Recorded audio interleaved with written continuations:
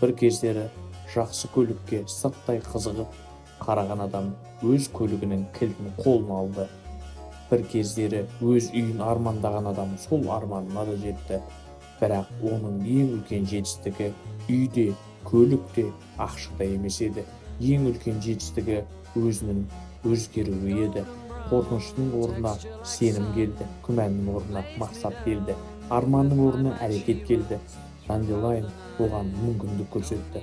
Ал сол мүмкіндікті нәтижеге айналдырған еңбек, тәртіп, табандылық және команда. Сондықтан бүгінгі жағдайда соңғы нүкте деп ойлама. Бәлкім сенің де өміріңді өзгертетін шешім дәл бүгін қабылдана.